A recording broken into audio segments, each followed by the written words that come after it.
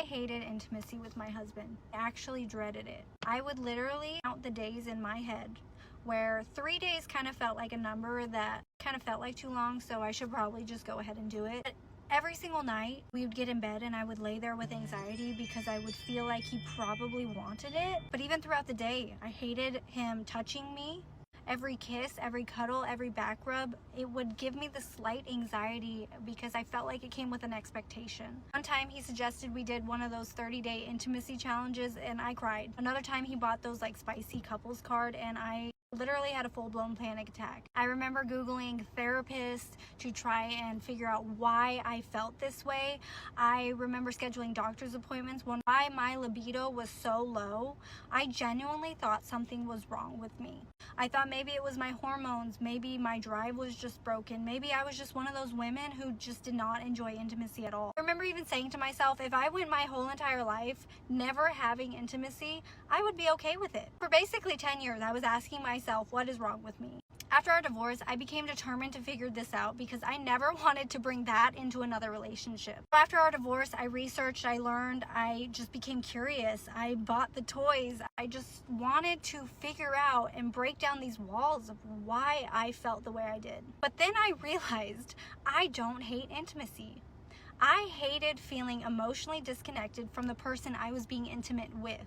I hated feeling like physical connection was expected while emotional connection was missing. Looking back, I felt so emotionally alone for a long time. I didn't feel emotionally pursued. I didn't feel seen. I didn't feel emotionally safe. And when your heart feels disconnected, your body follows. If I'm being honest, I still do carry guilt over the fact that I wasn't able to give him that part of our marriage. Because I know intimacy matters. A marriage can't thrive when two people feel disconnected, and I own that. But here's what I don't own, his decision to cheat. Because even though I felt emotionally neglected, even though I felt lonely inside my own marriage, even though I wasn't getting my emotional needs met, I still did not go looking for another man. I didn't start another relationship. I did not lie. I did not betray my vows. Marriage problems are real. Dead bedrooms are real. Disconnection is real. But when those things happen, you have conversations, you ask for counseling, you fight for your marriage, and if nothing changes, you leave with honesty. You don't secretly build intimacy with someone else. Cheating wasn't something that happened to him. It was a decision that he made, and it wasn't something that I pushed him into. It is not my responsibility to carry the shame and the responsibility of his own choices. So let's talk about this, because this is one of those conversations where people are probably going to get mad at me, but I'm going to tell you what I believe.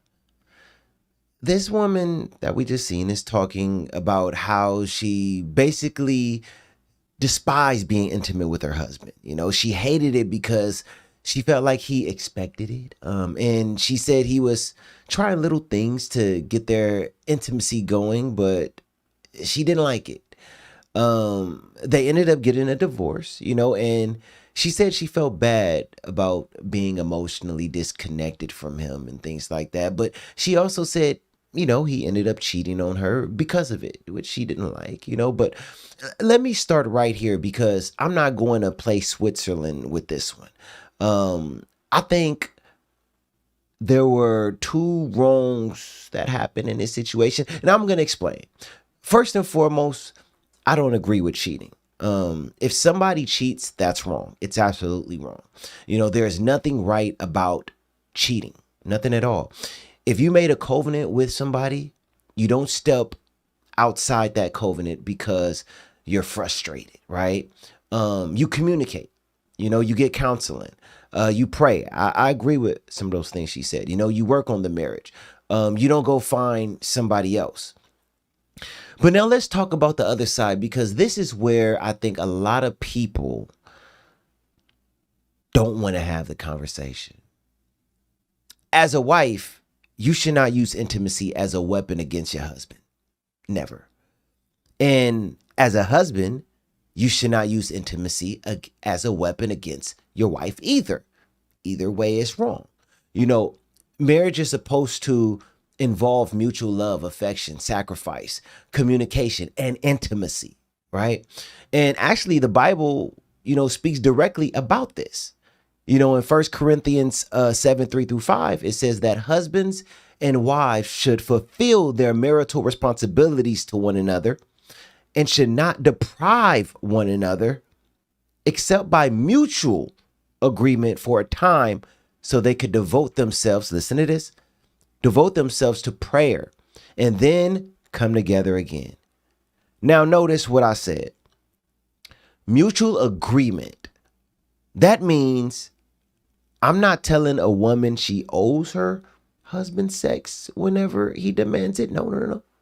Your body is not something your spouse gets to force, right? Consent, safety, and mutual willingness matters. But at the same time, if you're married and you're deliberately withholding intimacy to punish your spouse, manipulate your spouse, control your spouse, or because you simply don't care about their emotional and physical needs, we have a serious marriage problem. And that's the part I think people are scared to talk about. Because intimacy isn't just about sex. It's about connection. It's about affection. It's about feeling wanted by the person you promised your life to.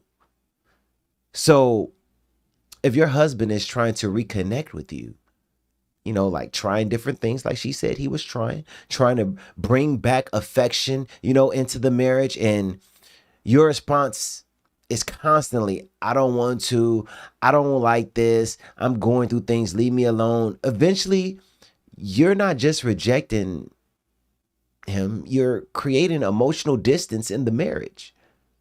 Now, does that give him permission to cheat? Absolutely not. I'm not saying that. Let me say it again so nobody can twist what I'm saying. No, his loneliness doesn't give him permission to commit adultery. Her rejection doesn't give him permission to betray his vows. He still had choices.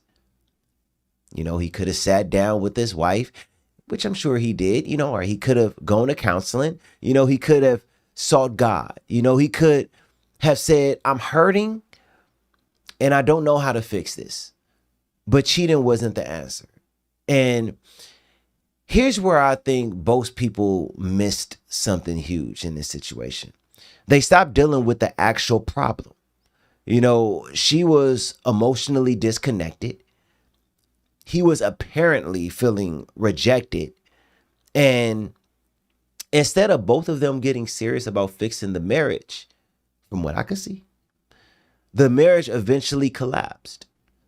And then everybody wants to talk about the divorce like the divorce was the solution. No, not at all.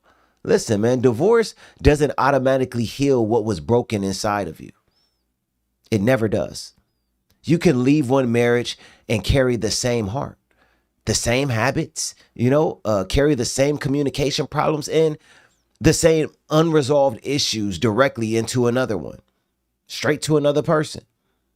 And that's why I don't understand why people treat marriage like, well, if this one doesn't work, I'll go out there and just get another one. That's not how scripture present marriage.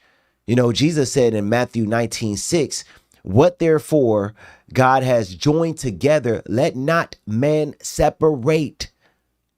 Marriage is serious to God.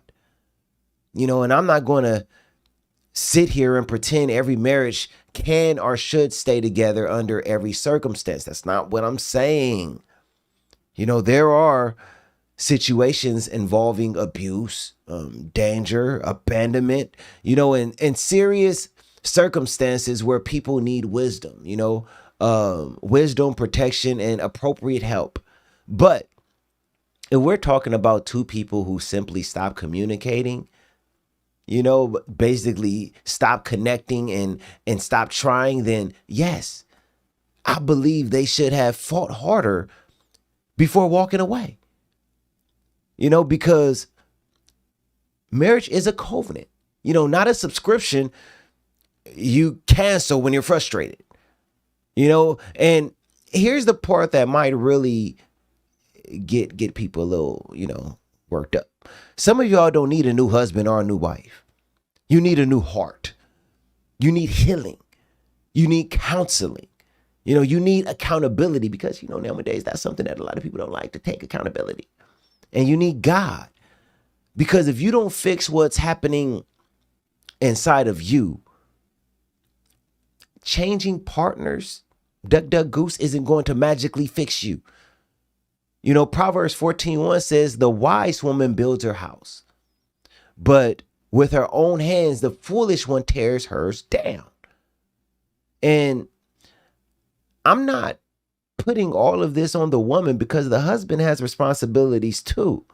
Ephesians 5:25 tells husbands to love their wives as Christ loved the church. I'm not going to stay away from that. That's important. That is a standard that we have to stand by. Christ didn't say love her when she's convenient. He said love her sacrificially.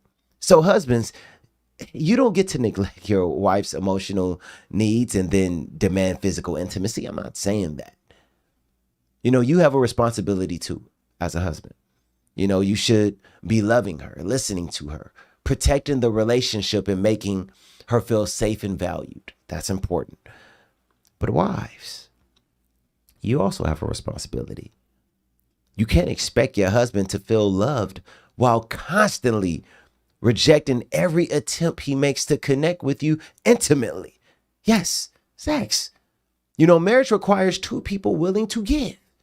That's why I believe this story is bigger than cheating.